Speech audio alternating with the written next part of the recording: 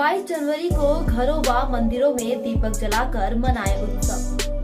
भारत सरकार में गृह राज्य मंत्री रहे स्वर्गीय रामलाल राही की 86वीं जयंती पर शहर के साईं मंदिर परिसर में उनकी प्रतिमा का अनावरण किया गया। इस भव्य समारोह में प्रदेश के डिप्टी सीएम केशव प्रसाद मौर्य के अलावा केंद्रीय मंत्री कौशल किशोर, कैबिनेट मंत्री, नगर विकास राज्य मंत्री राकेश राठौर, गुरु व सीतापुर सांसद राजेश वर्मा प्रमुख रूप से मौजूद रहे।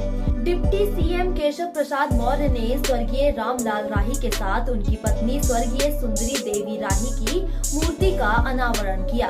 मूर्ति अनावरण के उपरांत आयोजित जनसभा में उन्होंने रामचंद्र भगवान की प्राण प्रतिष्ठा को लेकर जनता से अपील करी कि वह 22 जनवरी को अपने घरों व मंदिरों में राम ज्योति जलाएं और इसे एक उत्सव की तरह मनाएं।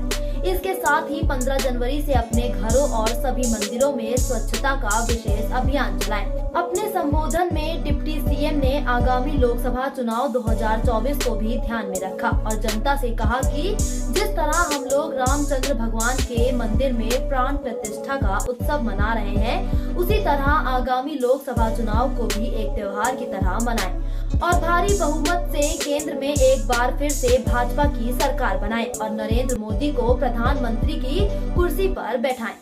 डिप्टी सीएम ने कहा कि मोदी के नेतृत्व में सरकार ने गरीबों और किसानों के लिए कई योजनाएं चलाकर उनके जीवन स्तर को ऊंचा उठाने का कार्य किया है।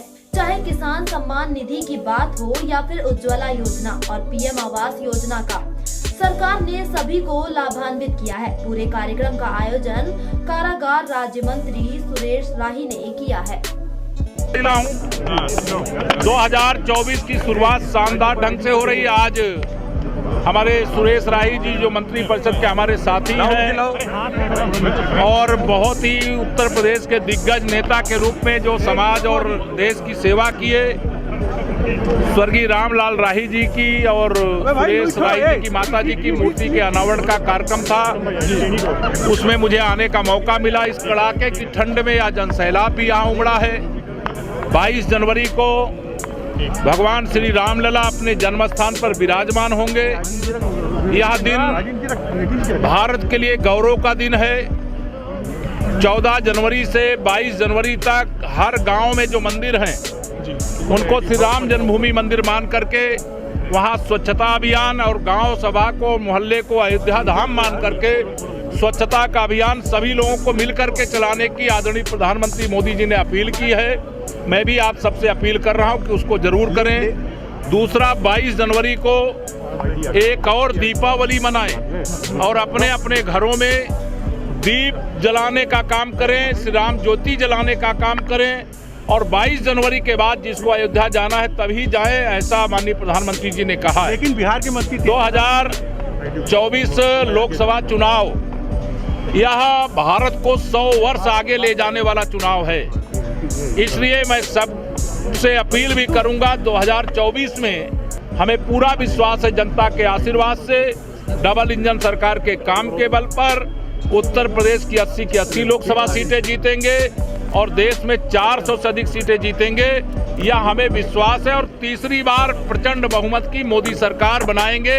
इस भरोसे के साथ मैं आप सबको इंडी गठबंधन कह रहा है सीट बंटवारा हो गया।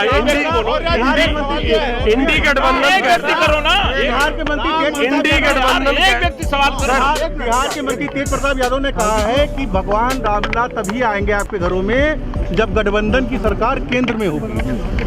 देखिए, उनके सबके सवाल के जवाब देने की मुझे आवश्यकता नहीं लगती है और केंद्र में अभी कम से कम 2047 तक भारतीय जनता पार्टी के अलावा प्रदेश में भारतीय जनता पार्टी के अलावा किसी दूसरे दल की सरकार बनने की दूर दूर तक संभावना नहीं है। मुंगेरी लाल के हसीन सपने दूसरे को भी भारतीय जनता पार्टी पर आरोप लग रहा है कि राम मंदिर के मुद्दे का राजनीतिकरण कर रही है। ये जिनके दृष्टि में दोष है, जिनका मानसिक थोड़ा सा स्वास्थ्य ठीक नहीं है, जिनकी देखने का दृष्टिकोण अलग प्रकार का है, वह इस प्रकार की बातें करते। भगवान राम सबके थे, सबके हैं, सबके रहेंगे सर। और जिनकी बुद्धि खराब है, भगवान से प्रार्थना करता हूँ उनको सद्बुद्धि दे। 550 साल बाद रामलला का भव्य मंदिर बना है। पूरे देश के अंदर खुशी की लहर है और कुछ लोग दुखी हैं। कुछ लोगों का हाजमा खराब है तो अच्छे डॉक्टर से दवा ले लें। सर, इंडी गठबंधन सीटों के बंटवारे की बात कर रहा है। हालांकि जो बीजेपी है वो कह रही है कि इंडिया का गठबंधन ठगी गठबंधन है। इस पे क्या कहेंगे?